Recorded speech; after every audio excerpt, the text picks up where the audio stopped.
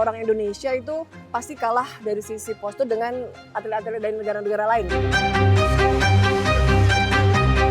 Kayak Jepang, Korea, Cina gitu kan.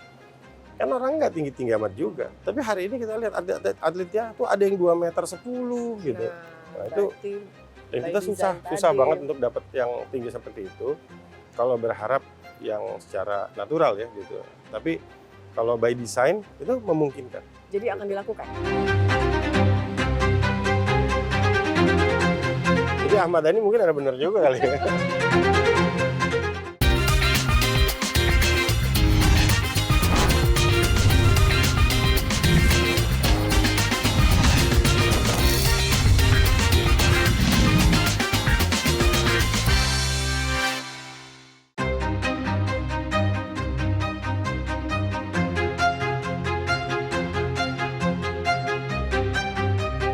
Pak Ketum, ini ngapain lagi main di kolam renang, mau berenang? Enggak kangen sama kolam renang. Kan ini atlet Ironman loh. Ya kan? Dulu pernah ikut. Selalu berenang tiap hari di sini. Iya, kalau Mas mau tanding, latihan, ini kolam renang paling bagus di Indonesia ini. Raja Sabta Oktohari, Ketua Komite Olimpiade Indonesia. Salam olahraga. Salam olahraga. Jaya. Jaya. Pak Ketum, ini di stadion tadi ya Pak Ketum bilang ini tuh paling memenuhi syarat dan kita bangga punya akuatik ini kan bagus banget gitu. Ini salah satu Olympic number ya? Ya ini salah satu dari Olympic number yang selalu dipertandingkan di setiap Olimpiade. Kan Olimpiade itu ada 28 cabang olahraga yang fix, ada yang 5 additional. Nah ini yang fix gitu, renang akuatik. Nah lalu sebagai Ketua Komite Olimpiade Indonesia, atlet kita sudah sejauh mana nih prestasinya di cabang renang? Pak Renang bagus di SEA Games, di Asian Games, tentu kita tantangannya besar ya karena secara genetik kan orang Indonesia kan nggak terlalu tinggi. Iya. Makanya kalau ngomong naturalisasi itu jangan hanya mikirin bola aja gitu. Jadi bola, basket itu kan udah. Nah mungkin cabang-cabang olahraga lain yang punya potensi tapi belum sampai di sana, boleh distimulan dengan naturalisasi. Renang belum? Renang kayaknya udah ada satu atau dua. Oke, berarti sebagai Ketua Komite Olimpiade Indonesia, upaya melakukan naturalisasi juga akan dilakukan? Kalau ada potensinya ya kenapa enggak? Gitu. Karena kan naturalisasi itu bukan hanya menambah kuantitas, tapi menambah kualitas bangsa Indonesia gitu kan. Nah, sambil nanti mendorong atlet-atlet yang lain supaya lebih berprestasi. Tapi kayak cabang olahraga badminton, angkat besi, panjat tebing, panahan, udah pasti nggak mungkin kita butuh naturalisasi. Bahkan mungkin atlet kita mau dinaturalisasi sama orang lain gitu kan. Pak Ketum, postur orang Indonesia itu pasti kalah dari sisi postur dengan atlet-atlet dari negara-negara lain gitu? Kalau renang itu yang paling dominan itu pasti tinggi badan sama jangkauan ya gitu ya. Jadi kalau belum ke sana kayaknya kompetisinya emang sangat sulit gitu, sangat tantangannya besar. Nah, untuk mencapai ke sana kita banyak kok anak-anak Indonesia yang hari ini mungkin belum ketemu. Kan bibit itu kan mestinya harusnya kita cari bukan lagi by accident. Tapi harus by design. Kalau by accident itu ya mungkin dari perlombaan ketemu bibit yang bagus baru ini. Kalau di negara-negara lain udah by design itu. Yao Ming itu katanya tinggi badannya itu segitu bukan karena tinggi badan segitu, tapi memang karena orang tuanya itu udah secara sains ya. Oh gitu. Jadi dari by design dikawinkan dengan yang tinggi sama tinggi gitu ya. Sama tinggi. Jadi Ahmad Dhani mungkin ada benar juga kali ya. Jadi secara genetik itu memang nggak bisa kita, ya artinya memang by design itu misalnya secara sains mungkin gizinya lah untuk mendapatkan postur yang sesuai gitu itu sulit ya. Kita perlu ya, Indonesia ini perang sama stunting. Sekarang ini kan kita lagi perang sama stunting. Ini momentum yang bagus sekaligus masukin ini potensi atlet Indonesia atau anak Indonesia dengan standar-standar khusus yang memang kita sesuaikan dengan kebutuhan di cabang-cabang olahraga masing-masing gitu. Kalau kita ingat dulu kayak Jepang, Korea, Cina gitu kan. Kan orang nggak tinggi-tinggi amat juga. Tapi hari ini kita lihat atletnya tuh ada yang 2,10 meter gitu. Nah itu dan kita susah banget untuk dapat yang tinggi seperti itu. Kalau berharap yang secara natural ya gitu. Tapi kalau by design itu memungkinkan. Jadi akan dilakukan? Ya kenapa enggak? Oh kenapa enggak? Jadi selain naturalisasi. Jadi kita menghimbau masyarakat design, Indonesia supaya nikah sama yang tinggi-tinggi. Gitu. Ini ide menarik. Nah, artinya kan karena negara-negara Asia lain terbukti bisa, ya kan? Ya kan Pak Ketum ya? Jadi kan gini, kalau mau ngambil jalan gampangnya, ya cari anak-anak Indonesia atau diaspora yang punya darah Indonesia, yang ada di luar, yang udah memang tinggi-tinggi, yang genetiknya bagus tinggi-tinggi gitu ya. Tapi kalau di sini, kalau dapat alhamdulillah. Tapi kalau mau yang lebih put effort gitu, ya dari awal memang sudah direncanakan by design. Ini nggak mudah nih gitu, nggak mudah. Tapi mungkin untuk dilakukan dan sudah dilakukan sama yang lain. Gitu. Nah, Pak Ketum jadi membahas tadi selain renang, ini kan Ketua Umum Komite Olimpiade Indonesia kita ini memang menurut saya ini prestasi yang harus disampaikan ke masyarakat karena pertama kalinya loh cabang olahraga angkat besi dan panjat tebing kan, kita menyumbang emas di betul. Paris 2024 lalu. Nah itu cara by design artinya proses menciptakan atlet-atlet yang prestasi di Olimpiade itu dilakukan ya? Kalau untuk panjat tebing sama angkat besi dari awal memang kita sudah tahu potensi adalah emas. Oh kita gitu. Yakin, sudah memang yakin kemarin ya? itu kita lepasnya di badminton. Ya alhamdulillah kita masih dapat perunggu lah gitu ya. Tapi kalau kemarin badminton itu bisa mempertahankan emasnya gitu, itu kita memang bisa dapat 3 emas gitu ya. Dan itu pun sudah nggak pernah Indonesia dapat 3 emas. Indonesia tuh pernah dapat 2 emas ya waktu Susi sama Mbak Susi sama Mbak Alan. Ya, jadi badminton. Ini memang menurut saya ini jadi pertama kali Indonesia dapat emas di luar badminton. Nah, tapi sekarang memang ya prihatinnya badminton kita sempat menurun atau gimana sih Tum? Ada yang bilang katanya sebetulnya enggak kok, kita sebetulnya tetap maju tapi negara-negara lain katanya lebih cepat majunya. Saya kan kapasitasnya sebagai ketua olimpiade. Kalau ketua olimpiade harus optimis gitu. Masyarakat Indonesia juga harus optimis. Jangan gini loh. Kita tuh harus membudayakan sebagai petarung. Orang Indonesia itu ya saya Bugis Makassar gitu ya. Memang nenek moyangnya secara nenek moyang petarung, berlayar, orang memang petarung. Suka berlayar gitu ya. Tapi karakter orang Indonesia itu petarung gitu. Kesini itu mungkin karena sosial media, karena apa. Jadi kecenderungan cengeng itu muncul gitu. Dan orang juga biasanya cuma beraninya di sosial media aja gitu kan. Tapi kalau secara langsung yang terjun secara langsung ya para atletnya. Para atlet ini datang itu bukan untuk kalah, tapi untuk menang.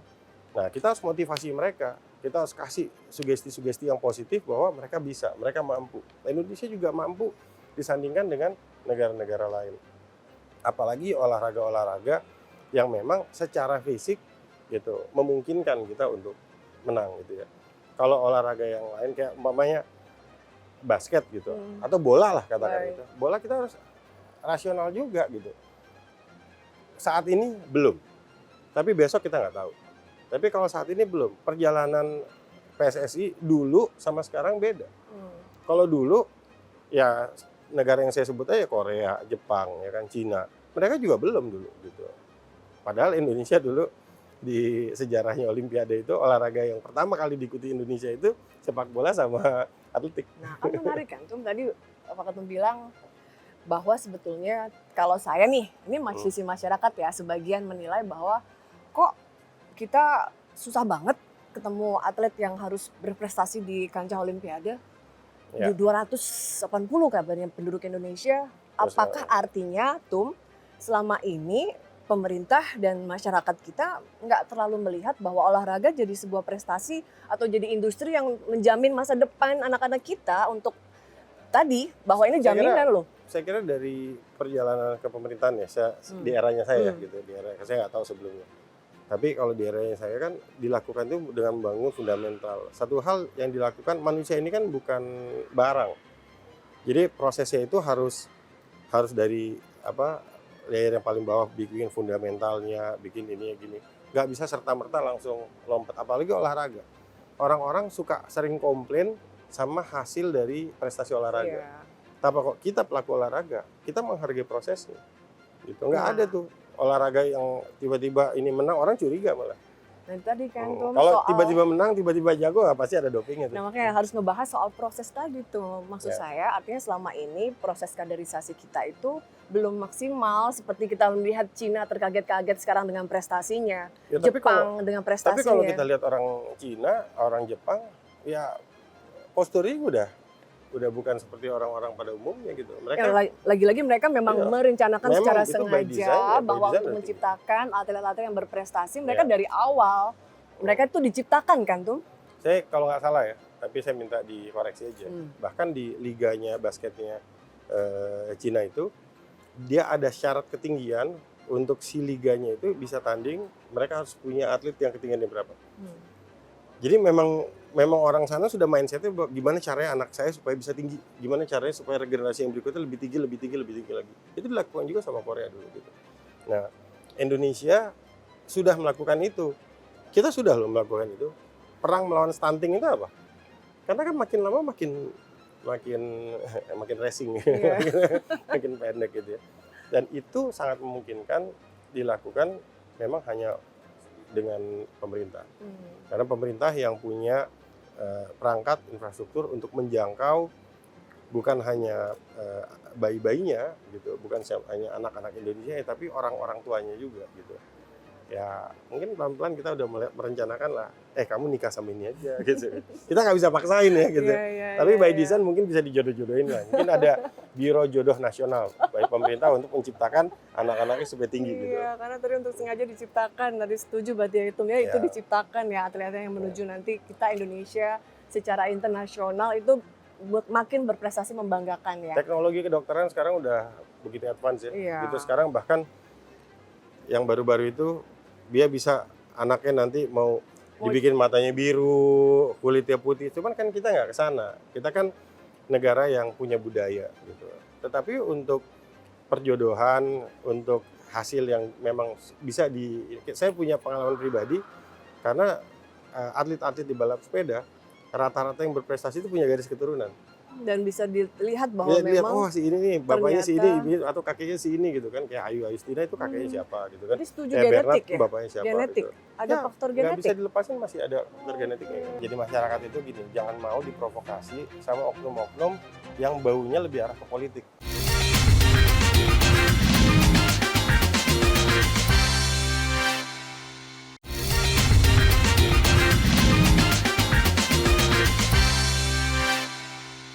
Bang Okto ini kan sudah 2 periode nih ya menjadi Ketua Komite Olimpiade Indonesia. Lalu ya kita harus akui nih 73 tahun usia KOI ya, pertama kalinya menurut saya ini emas yang terbanyak yang pernah dihasilkan Indonesia ya. Enggak, Dan nambah sama. cabur ya. Sama Mbak Susi sama Tapi nambah Mbak An cabur itu, ya. 2 cuman, emas kan ya, waktu itu tapi badminton. Nah badminton. sekarang 2 emas di cabur baru. cabur baru. Nah artinya tuh punya komitmen apa nih selain bahwa sudah optimis kok panjat tebing sama angkat besi, kita mudah-mudahan ke depan Olimpiade berikutnya juga dapat emas. Sebagai ketua NOC gitu, cabur apa nih Tom yang potensial banget?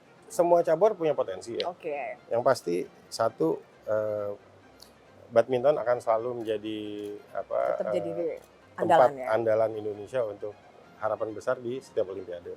Kontingennya pun nggak pernah sedikit, selalu banyak. Karena untuk Olimpiade itu sebelum ngomongin medali harus ngomongin kualifikasi dulu. Siapa yang lolos kualifikasi?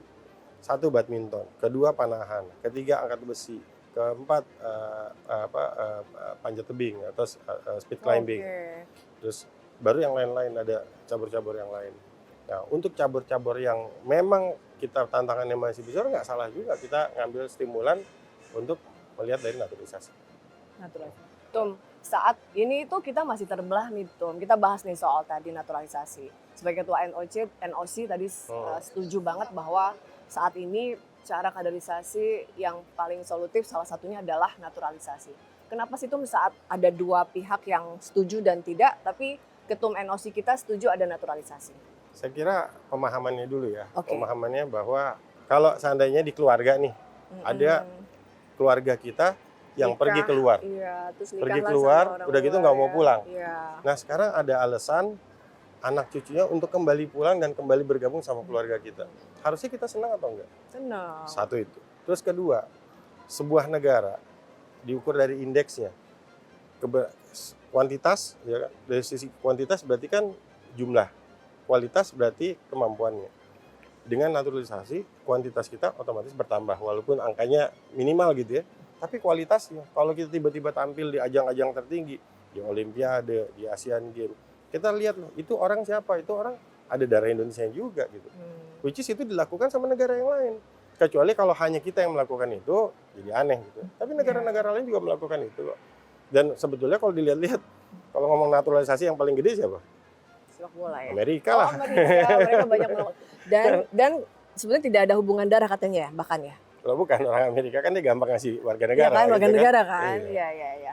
Oke, nah itu artinya lagi-lagi sih Tum, ada semacam tadi ya, ada keirian nih gitu bahwa kok kita-kita yang di daerah atau di lokal-lokal yang sekarang gitu ya, bukan lewat naturalisasi, seakan-akan belum dapat kesempatan. Ya, gitu. saya tuh pakai kata-kata yang ekstrim. Ya, jadi kata-kata ekstrim saya pertama itu jangan cengeng. Kedua, jangan jadi jago kandang. Jangan jadi jago kandang. Iya, jangan jago kandang. Karena ini berulang-ulang terjadi. Kita hanya diskusi seputar-seputar itu aja. Tapi ada 28 fixed number, ada 5 additional number setiap Olimpiade. Dan yang terjadi apa? Kontingen Indonesia tahun kemarin 29, tahun sebelumnya 28, sebelumnya lagi 28.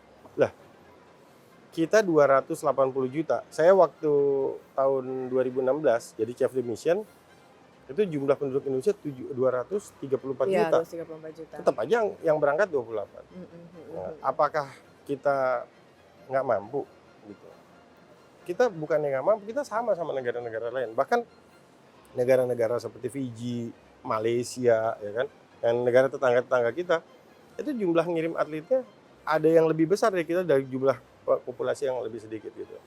Nah ini harus ada, kalau kita pakai cara yang begini-begini aja, kita akan makin jauh ketinggalannya. Jadi sebenarnya butuh komitmen kita semua sih ya Tum ya, sebagai masyarakat, bahwa sebetulnya kesempatan ada ya kan, tinggal lagi lo jangan jago kandang. Gini, jangan mau, jadi masyarakat itu gini, jangan mau diprovokasi sama oknum-oknum yang baunya lebih arah ke politik.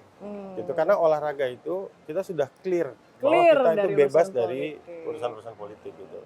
Karena faktanya kalau di olahraga, parameter suksesnya ya satu, jumlah yang qualified untuk ikut di dalam pertandingan, yang kedua berapa prestasi yang didapat gitu. Kalau sebelum itu nggak ada ya sebetulnya hitungannya di situ aja. Gitu. Jadi kalau ditanya sebetulnya prestasi kita ya kemarin itu 2 emas. Iya. Gitu. Karena kan ini Tum, katanya ada yang bilang bahwa ya bahasanya katanya soalnya kalau di olahraga itu cakep banget buat elektabilitas, jadi dikait-kaitin sama politik.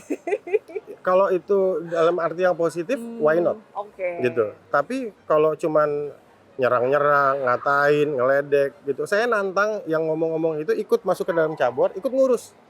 Gitu. Yeah. Jadi kalau umpama daripada cuman pencet-pencet aja, komentar segala macam, coba masuk baik itu di Pengcap maupun Pengprov atau di pengurus nasional, ikut masuk, ikut mengembangkan caburnya. Karena akan jauh lebih bermanfaat daripada cuman ngomentarin orang, ngatain orang, ngeledek orang gitu. Yang dampaknya hanya memberikan hawa negatif gitu. Kalau kita ini maunya optimis aja terus. Indonesia harus jadi tangguh, Indonesia harus mampu berdiri di panggung-panggung dunia. Indonesia Raya harus berkumandang dan bendera merah putih harus tetap berkibar di setiap ajang-ajang internasional. Semangat banget ya ketum NOC kita ini. Jadi penasaran nih, kenapa sih seorang Okto itu mau menjadi ketum NOC? Tapi kita jalan ke situ dulu, Ketum, sambil muter. Saya tuh ada satu cerita yang betul-betul merubah persepsi saya terhadap olahraga, terhadap Indonesia. Jadi waktu saya dipercaya sama Pak Jokowi waktu itu di tahun 2016 gitu. Jadi chef de mission Olimpiade Rio. Nah, pada saat pembukaan itu saya betul-betul melihat bahwa wah, Indonesia negara nomor 4 populasi terbesar di dunia. Tapi di situ ya di antara negara yang lain kita satu negara aja. Iya. Dan jumlah kontingennya kalau negara-negara lain ada yang 100, ada yang kita 28 orang. Gitu. Agak sedih ya, ada sedihnya. Iya, padahal Di Indonesia euforia kita begitu tinggi, kita ya kan? senang nontonnya. Kayak bukan masalah senang nontonnya. Iya. Orang-orang Indonesia yang pelaku olahraga di sini itu berapi-api, tapi setelah dilihat baik, oh parameternya ternyata cuma SEA Games atau parameternya Asian Games, bahkan PON gitu. Lah tanding antar saudara. Di bahasa jago kandang tadi ya. Kok bisa bangga orang Jakarta menang lawan Jawa Timur atau lewat Jawa Tengah? Kan nggak bisa bangga. Kita malah harus prihatin, ajang itu harusnya jadi ajang seleksi nasional. Ya kan, ini saya komunikasi dengan teman-teman yang lain. Kita ini dulu kalah sama penjajah karena politik divide et impera. Nah, justru kalau kita bergabung, kalau Indonesia bergabung, potensi kita jauh lebih besar dari itu. Indonesia ini gede banget. Dan saya yakin banget Indonesia itu punya potensi yang sangat besar di bidang olahraga. Dan terbukti.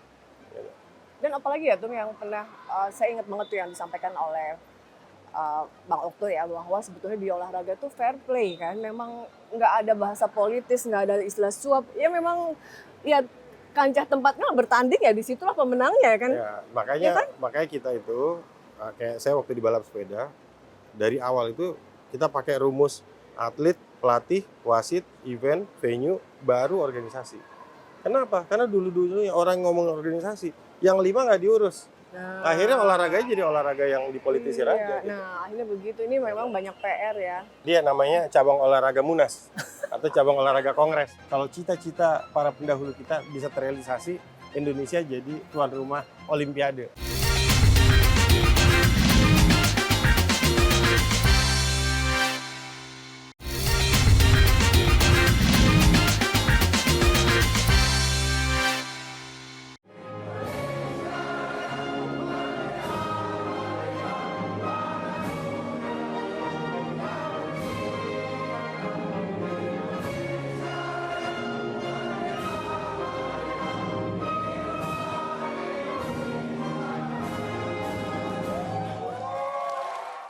Bang Raja Sapta Oktohari. Saya tuh masih formal manggilnya formal.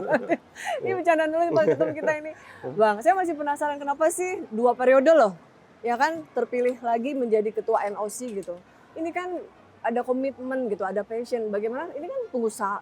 Kita tahu lah kiprah beliau ya. Pengusaha sukses ini ya kan. Enggak ini kan lah. sebenarnya kan pengabdian ya kan. Iya. Pengabdian ini seorang Raja Sapta. Dari tahun 2016 itu, dari tahun 2012 ketika saya jadi chef de mission atau ketua kontingen Olimpiade Rio, itu saya jadi sadar bahwa ternyata Indonesia itu nggak gede-gede banget juga di olahraga gitu.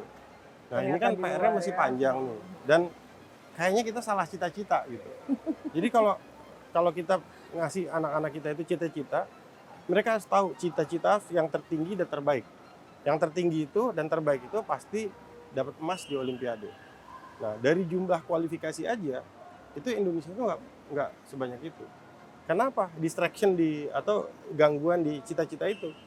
Jadi masa cita-cita cuman mau menang SEA Games gitu atau mentok di Asian Games, bahkan PON gitu kan. Yeah. Ini kan kalau Asian Games itu 45 negara, SEA Games cuma 11 negara tetangga-tetangga kita. Kalau PON itu saudara-saudara sendiri.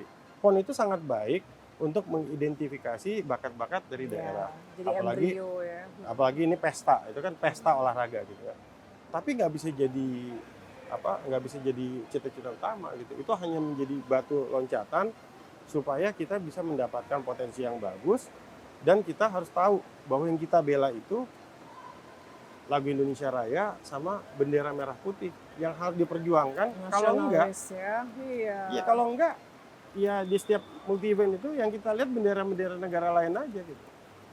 Sebutin satu momen lagu Indonesia Raya dinyanyikan secara bersama-sama dan hampir semua yang nonton meneteskan air mata. Saya juga nangis kalau waktu itu yang panjat tebing dan angkat besi. Itu hanya di momen-momen seperti itu. Gitu. 17 Agustus ya orang nggak ada yang nangis gitu kan. Gitu. Nah jadi ini momentum bahwa olahraga itu harus menjadi spirit of the nation, harus jadi semangat untuk menyatukan negara kita, dan ada kebanggaan ketika Indonesia itu menang. Gitu. Kita lawan negara lain nih. Kita bukan perang nih, kita perangnya di arena, di prestasi dan pembuktian bahwa orang sadar di luar itu untuk mencapai capaian tertinggi itu nggak ada yang instan. harus by proses. By proses. Dan bukan hanya oleh NOC, tapi yang paling utama itu oleh cabang olahraga yang melakukan pembinaan dan pemerintah dan semua stakeholder, semuanya saling terkait. Ada NOC, ada KONI, ada Kemenpora, ada bapak ibunya, ada cabur-caburnya yang utama, ada pelatihnya. Ini nggak bisa lepas dari satu kesatuan. Ada habitat olahraga yang saling mendukung untuk mengantarkan satu atau dua atlet yang berdiri di atas podium, emas. Gitu. Nah ini tadi kan sementara ini, besok harus lebih dari 2. Amin. Nah ini bicara mimpi, ada mimpi seorang Raja Sabta, Oktohari, dan juga mimpi kita semua sebagai bangsa, bagaimana kita bangga di luar negeri tadi ya, sebagai mewakili di prestasi olahraga. Ya kan? Prestasi itu bukan hanya ketika berdiri di medali, dapat medali ya. Iya. Tapi waktu 2018, Pak Erick Thohir itu jadi ketua Asian Games, saya ketua Asian Para Games. Kebanggaannya, euforianya juga luar biasa. Dan masyarakat Indonesia itu memberikan support yang sangat luar biasa. Bisa dibayangkan kalau cita-cita para pendahulu kita bisa terrealisasi, Indonesia jadi tuan rumah Olimpiade. Wah, tuan rumah Olimpiade tuh. Kita possible, kita mungkin, kita bisa. Nggak ada yang nggak mungkin. Oke. Sudah mengajukan tuh bahwa kita akan menjadi tuan rumah. Kita bisa. Sebelum bidding 2032, Indonesia menjadi salah satu kandidat. Karena forumnya itu namanya forum dialog gitu, bukan beauty contest. Nah setelah itu kepercayaan diberikan kepada Brisbane dan kita masih terus bidding ke 2036. Nah sekarang ini kita juga bidding untuk 2030 Youth Olympic Games gitu. Dan kita sampaikan bahwa di Indonesia kita nggak perlu lagi bangun-bangun infrastruktur yang masif karena hampir semuanya sudah ada. Lihat ini. Ini kan salah satu legacy dari Asian Games 2018 juga gitu. Berarti sarana-sarana olahraga kita sebetulnya memenuhi standar untuk sarana Olimpiade. Ini sudah standar Olimpik standar. Gitu. Jadi kita mampu karena sudah ada, nggak perlu ngebangun lagi kan karena beberapa sarana olahraga sudah sedemikian disupport. Betul. Oke. Gitu. Nah, dan ini bukan hanya cita-cita kita. Kemarin waktu di ulang tahun NOC, kita menyaksikan dari awal itu, dari 73 tahun yang lalu, bahkan setelah itu, para pendahulu kita juga sudah menyampaikan bahwa Indonesia juga mau loh, sama seperti negara-negara lain, untuk berkesempatan menjadi tuan rumah dari event-event besar. Dan sangat mungkin untuk kita lakukan. Nah, Tum, lalu bicara di Olimpiade nanti di 2028 ya, Tum. Kita seorang ketum NOC itu pasti punya obsesi atau punya mimpi dan pasti yakin dan optimis gitu ya. Nanti di 2028 target saya atau target NOC adalah kan hidup itu harus progresif gitu kan. Harus lebih baik gitu kan. Nah, proses pembinaan prestasi juga seperti itu gitu. Kalau kemarin sebetulnya nih, mohon maaf nih, sebetulnya cita-citanya pengennya bisa lebih dari sejarah yang tertinggi. Jadi sejarah yang tertinggi itu kan Indonesia itu 2 emas yang tadi kita sampaikan. Ya. Jadi Mbak Susi sama Bang Alan waktu itu dapat 2 emas dari cabang olahraga badminton. Kalau kita bisa tembus kemarin itu atau besok di 2028 harus bisa minimal lebih dari yang hari ini. Berarti 2 cabang olahraga harus lebih dan 2 emas harus lebih. Dan itu sangat mungkin untuk dilakukan. Peluangnya ada, peluangnya besar. Nah, Tum, tadi ya menjadi mengurusi NOC gitu ya, dengan bagaimana menciptakan tadi ya, menuju bahwa kita harus progres dari yang sudah kita capai kemarin. Apa sih, Tum, yang sudah dilakukan menuju ke sana tadi, selain bahwa by proses menciptakan atlet-atlet yang berkomitmen dan latihan dan proses tadi ya. Apalagi, Tum, persiapan-persiapan menuju ke sana? Jadi perannya dulu ya. Iya. Jadi NOC itu atau National Olympic Committee itu adalah perwakilan dari IOC yang ada di setiap negara. Iya. Gitu. Dan si NOC ini berlaku sebagai penjaga Olympic Charter. Nah, di dalam Olympic Charter itu dijabarkan tugas dan tanggung jawab untuk memastikan bahwa setiap atlet yang bertanding untuk Indonesia itu bisa mendapatkan kesempatan yang sama. Itu tugasnya dulu gitu. Nah, kita melakukan komunikasi dengan IOC, International Olympic Committee, OCA, Olympic Council of Asia, International Federasi dari semua cabang olahraga, dan juga Asia Konfederasi dari semua cabang olahraga yang ada di bawah Komite Olimpia Indonesia. Nah, ini merupakan fasilitas yang bisa dimaksimalkan untuk melakukan pembinaan prestasi. Contoh, pemahaman terhadap akuatik umpamanya. Ya. Ya, ini kan kita lagi di tempat akuatik gitu kan. Anak-anak pada latihan. Gitu kan. Nggak mungkin kita cari sumber ilmunya itu dari tempat yang lain kalau udah ada tempat yang benar. Kita tahu, oh database-nya yang paling besar itu ada di International Federasi atau di Asia Federasinya. Ya, kita ambil dari sana. Kita ada ukuran-ukurannya.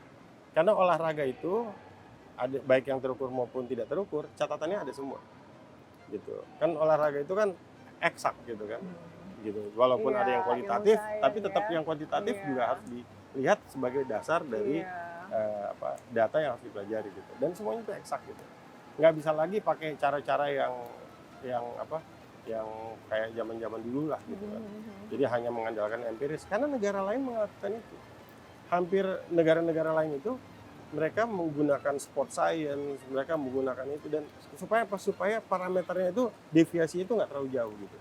Nah, ini yang sebetulnya kita mengencourage supaya semua cabang-cabang olahraga yang ada di bawah Komite Olimpiade Indonesia supaya lebih proaktif untuk berkomunikasi dengan internasional federasi masing-masing. Bahkan kalau bisa naruh orang. Pak Ketum kita nih Ironman loh. Lari, sepeda, berenang dalam satu waktu itu nggak kebayang juga sih karena saya suka lari aja.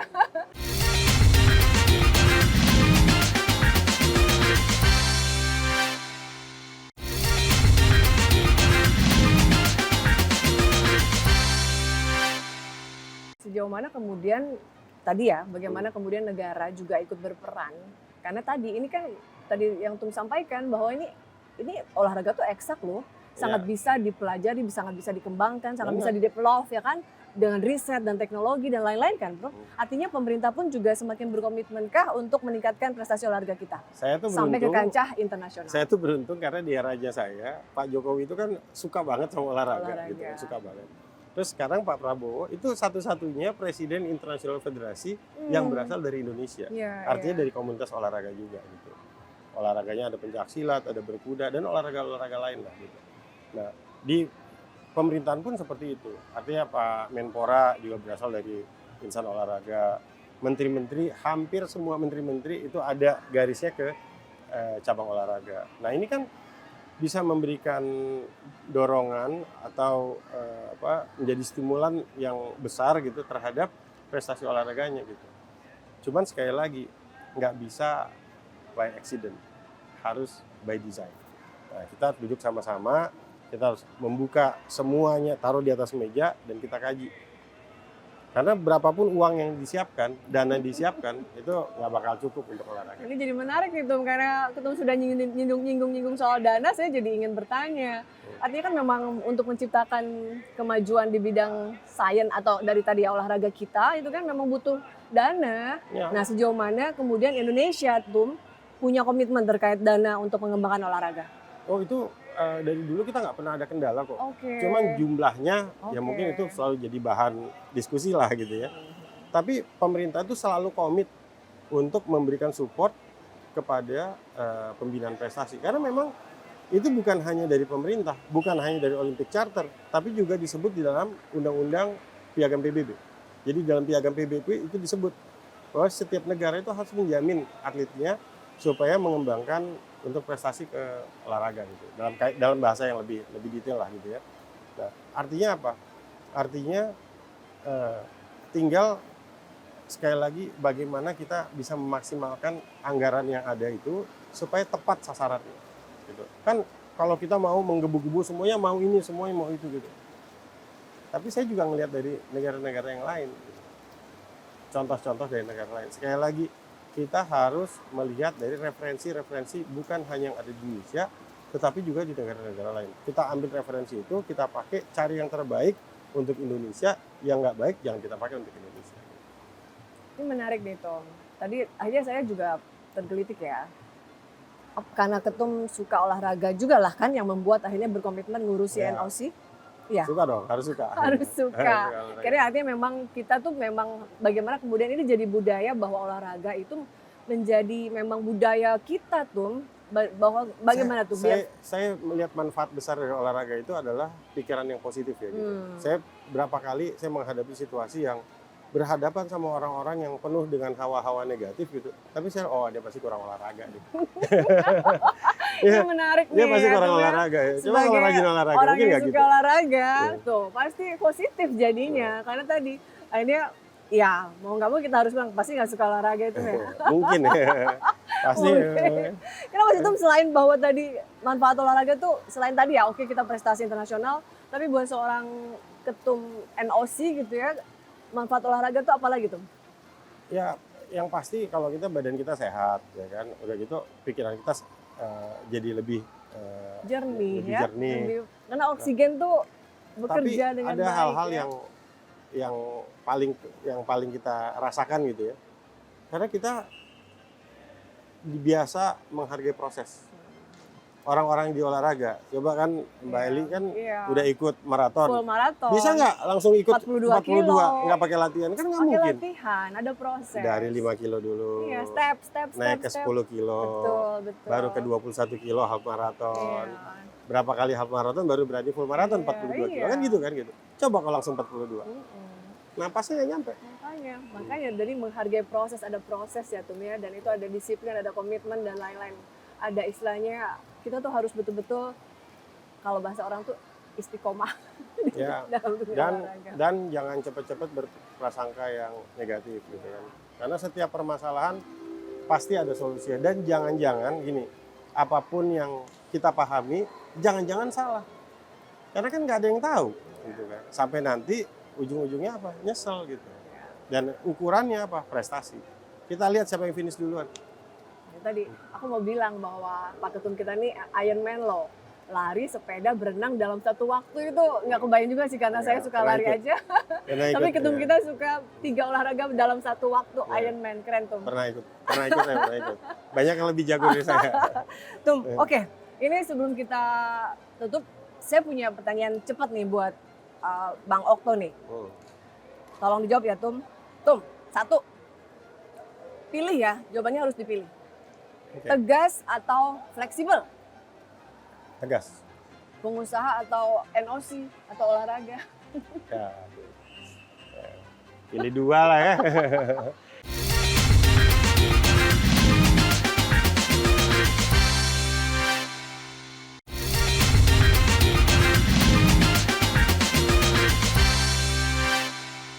Hampir 50 menit ngobrol dari tadi plep, tegas banget orangnya ini memang karena ada pengaruh Makassar ya Tum ya? Ada padangnya juga. Ada nih. padangnya juga. Prestasi atau partisipasi? Oh, prestasi dong. Prestasi dong, nggak usah ditanya. Ini mah nggak, pasti jawabannya prestasi, nggak bisa dipilih nih, nggak Tapi bingung. jangan salah, kalau nggak partisipasi nggak bisa berprestasi. Bener juga. Tum, optimis atau realistis? Optimis. Optimis selalu ya. Ya memang harus jadi ketua umum NOC harus optimis. Berkompetisi atau berkolaborasi? Konteks olahraga ya kompetisi. Ya. Tapi juga butuh Kalau latihan kolaborasi. Kalau olahraga harus selalu kompetisi, tapi kalau latihan ya kolaborasi. Iya ya. Hmm. Tum, naturalisasi atau tidak naturalisasi? Doang nggak bisa pilih, bukan pilihan. Oh nggak bisa dipilih Ya, katanya. tergantung caburnya. Tergantung caburnya. Tergantung, Karena tadi harus milih tuh. tergantung kebutuhannya. Tergantung kebutuhan. Ya. Soalnya orang sini suka dipelintir-pelintir nanti beda lagi. ya Beda kan? lagi jawabannya itu Tapi kan ya. Antara naturalisasi sama tidak naturalisasi, baik lagi tergantung kebutuhan. Pengusaha atau NOC atau olahraga? Ya, pilih 2 lah ya. Kalau nggak susah napas juga ya kan. Pengusaha yang mau hidup nih, itu kan. Tapi Ini NOC pengabdian ya. usaha itu kan mental ya, gitu kan. Saya kalau Nah, nggak, coba tuh, iya. bagaimana mengelola NOC dengan jiwa seorang pengusaha ala Saya dilatih di HIPMI, Raja Sabta supaya- Oktohari ya? ya, saya dilatih di HIPMI itu supaya punya mental independence. Dan saya sangat dibantu oleh pengalaman saya pada saat saya dididik di Himpunan Pengusaha Muda Indonesia gitu. Di dalam mengelola organisasi, dalam berperilaku, dalam bersosialisasi, membangun networking, bahkan berkompetisi. Itu jadi modal utama saya. Jadi nggak bisa dilepasin. antara pengusaha sama Satu paket. itu satu paket semua. Satu lagi deh tuh penasaran. Dan pengusaha itu kan selalu mau menang. Iya ya, memang Iya. ya jiwa pengusahanya ya Iya, pasti jiwa jiwa pemenang. Satu lagi nih tuh, ini 3 periode atau sudah 2 periode aja? Tuh. Bukan saya yang milih, itu semua teman-teman nanti. Teman-teman. Udah ada waktunya semuanya. Tapi masih ini ya Tum ya, masih terus berkomitmen untuk ngurusin NOC ya? Enggak, beresin dulu kerjaannya. Pokoknya saya punya kesempatan sampai tahun 2027, urusannya harus diberesin semua. Tum, ngomong deh Tum ke para calon-calon atlet-atlet internasional bagaimana kita semua tuh semangat. Coba deh Tum pancing anak-anak generasi muda kita untuk ikut ketua NOC tuh dalam kancah internasional Olimpiade. Jadi di olahraga itu sangat butuh semua potensi-potensi dari Indonesia. Baik itu potensi atlet, potensi pelatih, potensi wasit, potensi yang bangun-bangun buat eventnya, itu atau event organizingnya, potensi yang buat infrastrukturnya, sarana prasarananya, dan organisasi. Dan kuncinya itu ada 2. Yang satu itu kemampuan dalam berkomunikasi, yang kedua berkomunikasi dalam bahasa Inggris ya tentunya. Ya. Yang kedua dalam membina olahraga. Yang paling kecil namanya orang tua. Setelah itu baru pelatih dan lain-lain. Menarik ini dimulai dari kita para orang tua untuk menciptakan Kalau jadi orang tua, mudah-mudahan anaknya jadi atlet. Amin. Jadi ini menarik ya bagaimana kita semua, saya nih juga orang tua jadi tergelitik bahwa Nah. kita semua punya tanggung jawab. Jadi mau ngomong apapun NOC, kalau orang tuanya juga tidak berkomitmen dan menciptakan generasi-generasi atlet yang berprestasi di kancah internasional, itu jadi tugas kita bersama. Ya, nggak harus jadi atlet, bisa jadi pelatih, bisa jadi wasit. Oh, banyak Bisa jadi peluang. pilihannya. Dan ini semua adalah potensi dan Yang paling gampang pengurus loh. Tapi nggak gampang juga. baik. Bang Raja Sapta Oktohari, Terima kasih Ketua banyak. Umum NOC, terima kasih sudah berbagi Terima kasih. bersama kami di program Orang Penting Garuda TV. Terima kasih. Terima kasih ya.